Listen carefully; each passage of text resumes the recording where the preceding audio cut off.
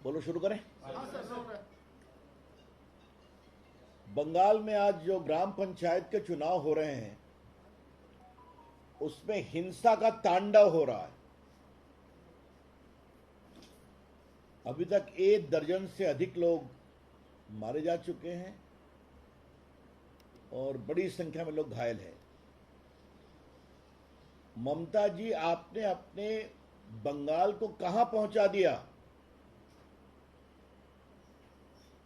एक समय बंगाल लोकतंत्र की जननी थी, राष्ट्रीय जागरण का केंद्र था। सुभाष चंद्र बोस का बंगाल, गुरुदेव रविन्द्रनाथ टैगोर का बंगाल, ईश्वरचंद विद्यासागर का बंगाल। कोई चुनाव होगी तो लाश गिरना जरूरी है क्या? और ममता जी, मुझे आपसे एक सवाल पूछना है कि पहले बिहार सहित बाकी प्रदेशों में भी बहुत लाशें गिरती थी, अब तो चुनाव आयोग की सख्ती के कारण वो काफी कम हो गया है। आपके यहां भी लोकसभा के चुनाव होते हैं तो चुनाव आयोग की सख्ती के कारण हिंसा थोड़ी कम होती है, लेकिन जब आपकी सरकार ग्राम पंचायत का चुनाव करवा रही है तो क्या हो रहा है और कितने लोग मारे जाएंगे, क्यों मारे जाएंगे?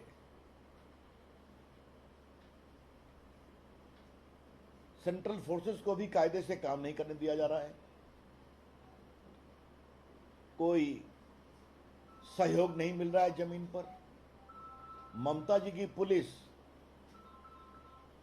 एक प्रकार से पॉलिटिकल आउटफिट के रूप में काम करती है, क्योंकि मुझे मालूम है कि जो कुछ ईमानदार प्रभावी पुलिस वाले हैं उनको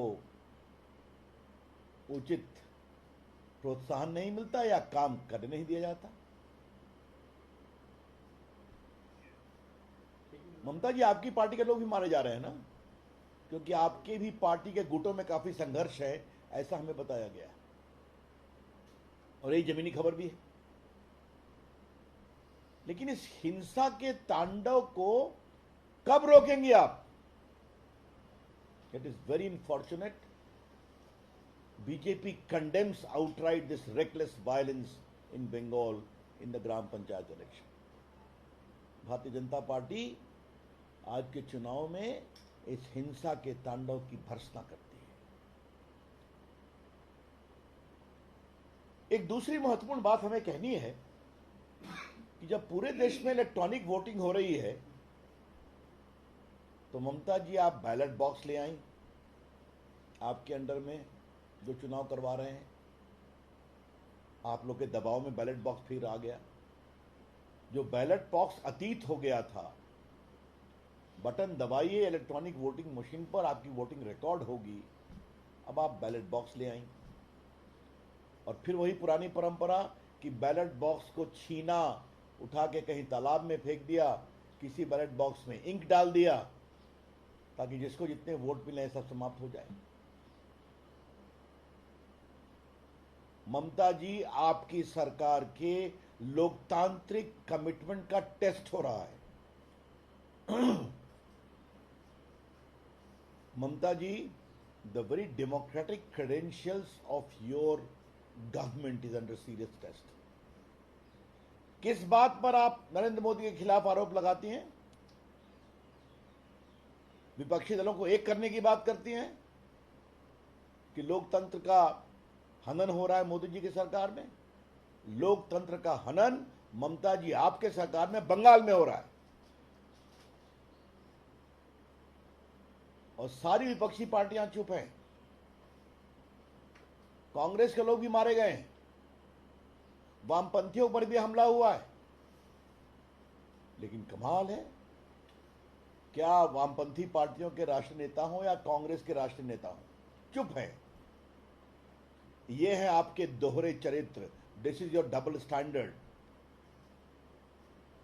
बेबुनियाद आधारहीन आरोप लगाना नरेंद्र मोदी की सरकार के खिलाफ और अपने अगुवाई में बंगाल में खुलेआम हिंसा का तांडव करना, यह बहुत दुर्भाग्यपूर्ण है। हम एक ही बात कहना चाहेंगे, ममता जी, बंगाल की जनता देख रही है और जब कोई प्रदेश का मुख्यमंत्री हिंसा का तांडव करता है या करवाता है तो इसका संदेश यही जाता है कि जनता इनकी विदाई जल्दी ही करने वाली है। और आपके इस आचरण के कारण लोकतंत्र तो बहुत शर्मसार हुआ ही है, बंगाल की गौरवशाली जनता को भी बहुत दुख लगा है और हमें पूरा विश्वास है कि उचित कार्रवाई होगी लोकतंत्र के हिसाब से अगले चुनाव में। लेकिन एक बात हम स्पष्ट अपील करना चाहेंगे कि काउंटिंग ठीक से होनी चाहिए और जिन लोगों ने चुनाव की प्रक्रिया को बाधित करने की कोशिश की है उनके खिलाफ सख्त से सख्त कार्रवाई की जाए। ये तो हम लोग खुद ही देखते हैं कि बहुत से उम्मीदवार तो सुरक्षा के घेरे में घर से भागे हुए हैं, वो प्रचार नहीं कर पा रहे। ये बहुत पीड़ादायक है, बहुत दुर्भाग्यपूर्ण है और इसकी हम भर्त्सना करते हैं। Thank you. क्या सवाल है? ममता ने कहा था कि लोकतंत्र 2024 अगर मोदी सरकार आई लोकतंत्र खत्म हो गया, अब वही लोकतंत्र को गिरला जा रहा है। ये सवाल आप ममता जी से पूछिए, मैंने उठाया है ऑलरेडी।